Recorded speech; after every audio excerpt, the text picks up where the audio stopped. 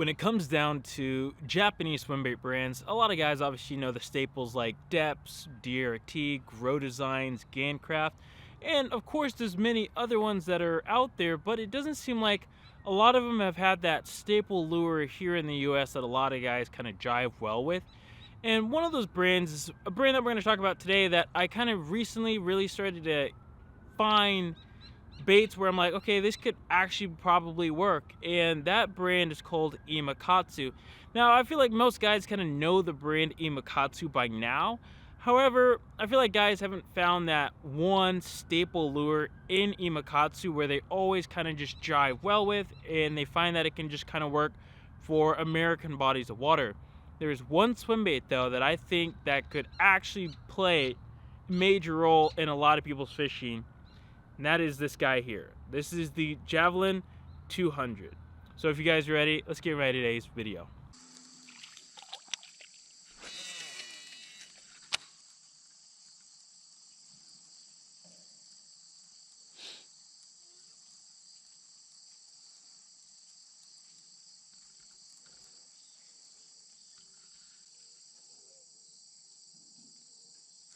Oh, did you see that? No. Yeah, it bit it when it was just going down. Bit it?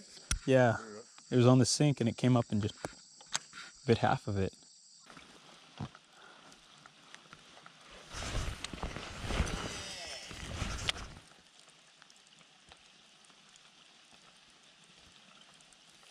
Eat it, please. Oh my God, bite it. Oh my God, no way. Oh my God.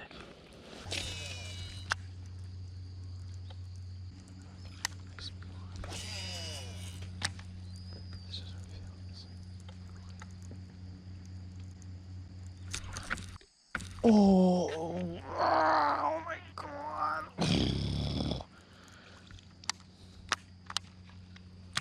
Wow, wow, wow, wow, wow. Wow. Did you see that one? No. Really? Just came out of nowhere and smoked it.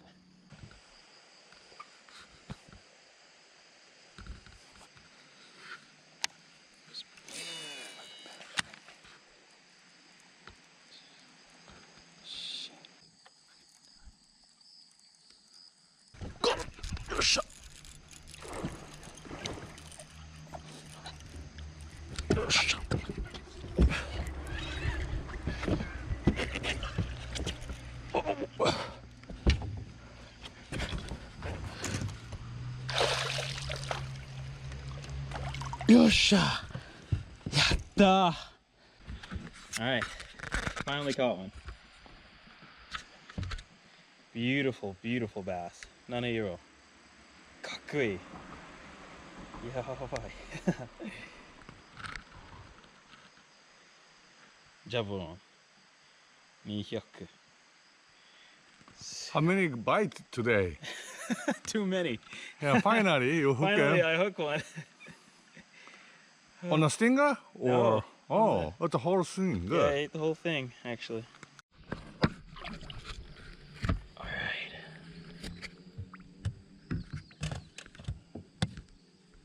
Okay. See you later. So the Javelin has been a swim bait that's been around from Imakatsu for many, many years now, but I feel like people just never really caught on to it. They've kind of been wary about it, or just plain out didn't know exactly what it was. And just recently at the hookup tackle, we got in this size here, the 200 size, and I thought like, wow, it looks really good. I like the size of the bait, where before they make this 160 size that we had in the shop before, and the 160 size is fine, but I felt like it was a little too small for my own liking. So when we got the 200 size in, which is about an 8-inch lure, I was like, yo, this is actually pretty sick. And so the first time I actually got to fish with this bait was basically where the bait was kind of created, on Ikihara on Nanairo over in Japan. And when you fish this bait, in those places you realize like, okay, I see why this bait was made specifically for those bodies of water. Like, it just makes sense when you actually go and fish this bait there. So when it comes down to the Javelin 200, why I think this thing is an absolute staple is, one, it has a very unique swim and action to it. This is an action that is created because of it's segmented. So it has 3 different segments here, and it's just got a nice S motion in the water. It's an action that, you know, we've seen in the hard baits versions, and it swims kind of similar to like a DRT Ghost, but in a soft plastic version. And what's nice with this is that since it's soft plastic, it doesn't make any noise when it's swimming through the water. It's super, super silent, and it has a really good profile and look to it. The other cool part is you can skip this bait incredibly well. And so you're able to skip a bait this size with this action, to where normally when guys think about skipping a swim bait, it's normally like a one-piece swim bait, like a mag draft or a Citizen battle shad. Baits in that range. So being able to skip this bait underneath, you know, overhanging trees or underneath like a cliff wall or around docks, this thing is going to be something that the fish never have really seen before. And I think it's just an absolute killer, especially at this size. This size, I think, is perfect for most swim bait guys. So you guys have probably noticed that I actually have this thing rigged with a stinger hook back here. And the reason for that is when I was in Japan, at the time it was kind of early fall, and you know, the same thing happens out here during early fall. Is the fish, they're kind of getting juiced up, they're starting to get ready to feed, but they don't really want a bait this big. So what happens a lot of the time is the fish are going to come up from behind and just eat like the back half of the bait and then spit it out. And that was happening a lot while I was in Japan. As you guys saw some of that footage there, is they would just grab the back half of it and spit it super fast.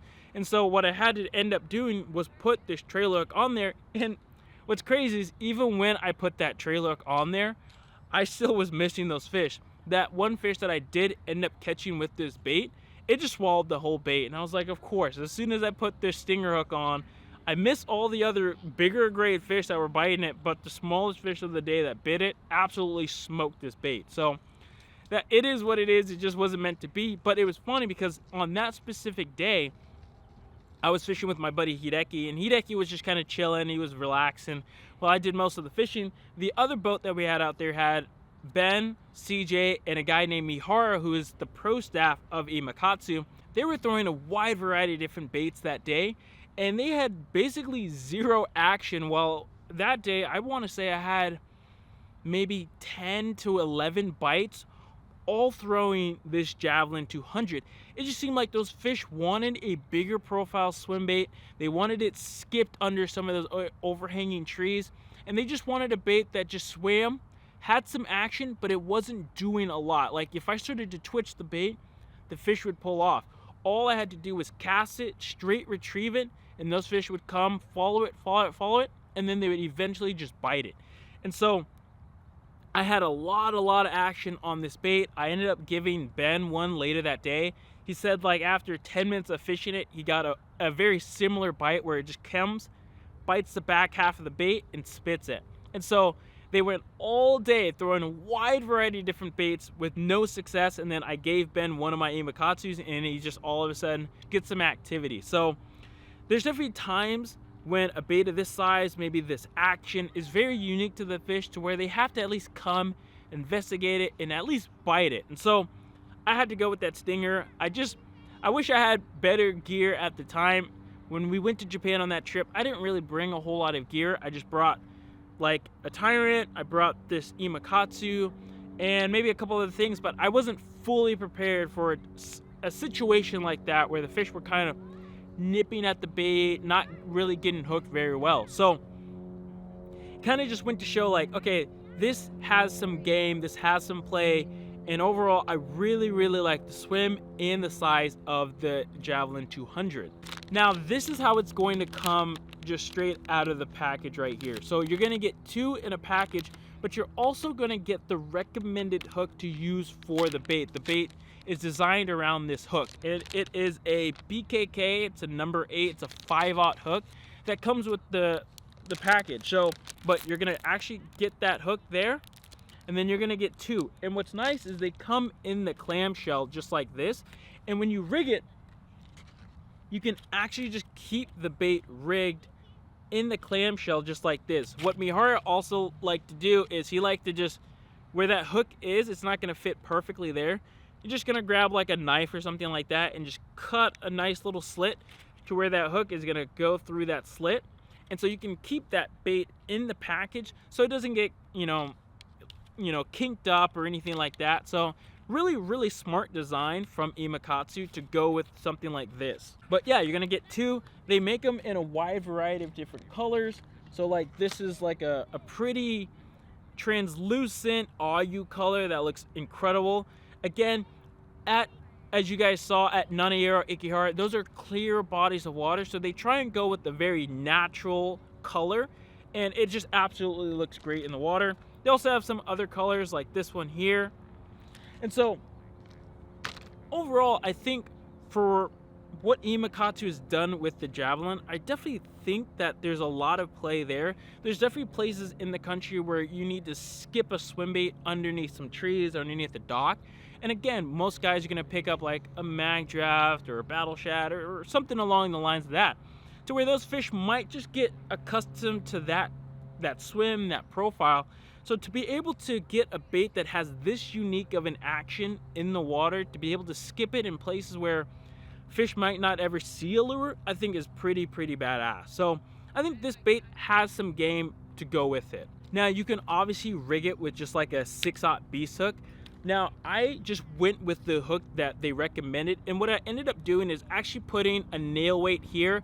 I put like a 2.5 gram nail weight up here, and it's gonna get your bait to kind of have a nice slow shimmy fall.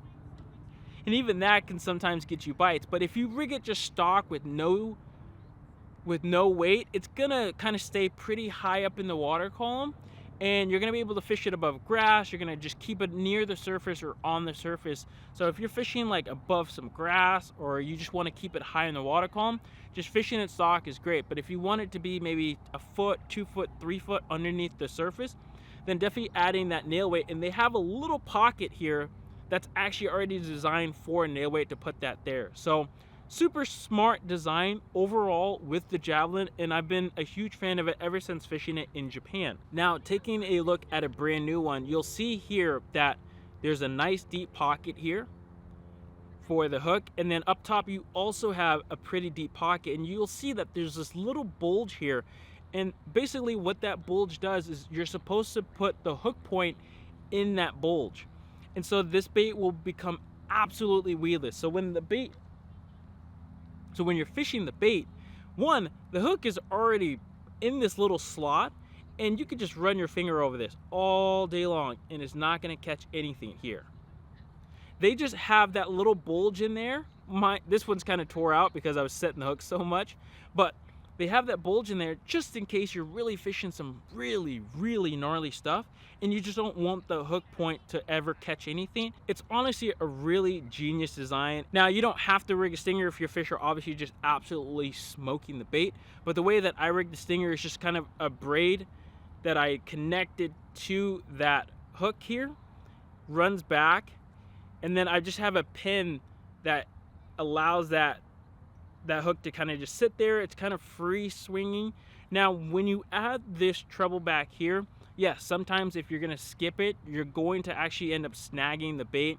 I'd say if I made 10 to 15 skips, I'd say maybe 3 or 4 of those casts, that back treble is gonna hook somewhere on the bait and it's gonna come in fouled. So just keep that in mind. But if you're gonna run it stock and the fish are absolutely smoking this thing, then you'll never have the bait hang up anytime when you're skipping it. So you're probably thinking, okay, what kind of setup would I need? Like, how heavy is it? So again, it's 200 millimeters, which is around 8 inches or so.